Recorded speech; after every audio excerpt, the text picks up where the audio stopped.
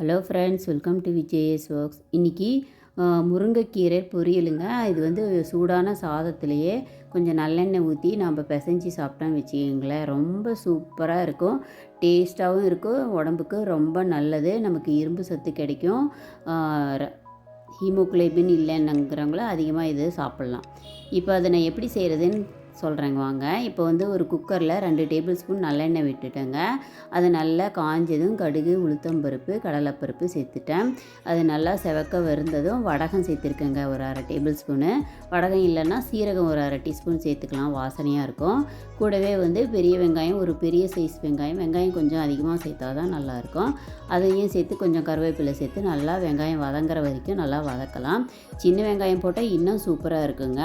அது நல்லா வெங்காயம் வதங்கின அப்புறமா ஒரு கட்டு முருங்கைக்கீரை நல்லா சுத்தம் பண்ணி 2 தடவை அலசி வச்சுருக்கேன். அதை சேர்த்துட்டு கொஞ்சமாக கல்லுப்பு தான் சேர்த்துருக்கேங்க. கொஞ்சமாக சேர்க்கணும். உப்பு அதிகமாக சேர்த்தா கீரை எப்போவுமே வந்து சாப்பிட முடியாது. அதனால் கொஞ்சமாக கல்லுப்பு சேர்த்து நல்லா வதங்கலாம். வதக்கிறப்போ அது வந்து அந்த கீரையே நல்லா வந்து சுருங்கி வந்துடுங்க. அப்போ தான் அது நல்ல கீரைன்னு சொல்லுவாங்க. நம்ம வந்து நல்லா சுருங்கி வர்ற வரைக்கும் அடுப்பை மீடியம் ஃப்ளேமில் வச்சு நல்லா கீரையை வதக்கி விடலாம். வதக்கி வச்சுட்டு தண்ணி வந்து அதிகமாக சேர்க்கக்கூடாது. ஒரு 1/4 கப்பு சேர்த்தா போதுங்க.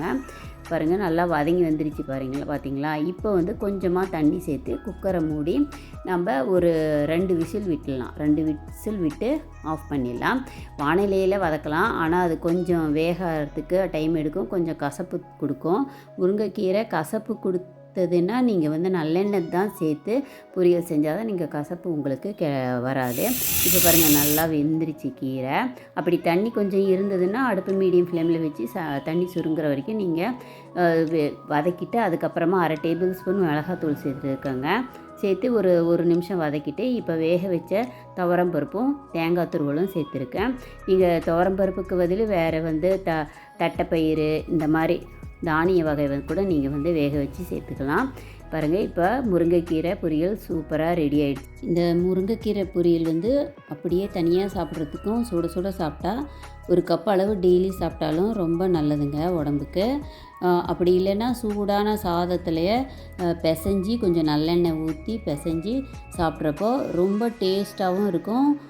சீக்கிரமாகவும் சாப்பிட்றலாம். அதாவது குழந்தைங்க கூட வந்து இந்த மாதிரி பிசைஞ்சி சாப்பிட்றப்போ கீரை வேணான்னு சொல்கிற குழந்தைங்க கூட நல்லா சாப்பிட்டுடுங்க. கண்டிப்பாக ஒரு தடவை ட்ரை பண்ணி பார்த்துட்டு எனக்கு எப்படி வந்ததுன்னு சொல்லுங்கள். விஜேஎஸ் ஒர்க்ஸ் சேனலை சப்ஸ்கிரைப் பண்ணலைன்னா சப்ஸ்கிரைப் பண்ணுங்கள், லைக் பண்ணுங்கள், ஃப்ரெண்ட்ஸுக்கு ரிலேட்டிவ்ஸுக்கு ஷேர் பண்ணுங்கள். தேங்க்ஸ் ஃபார் வாட்சிங்.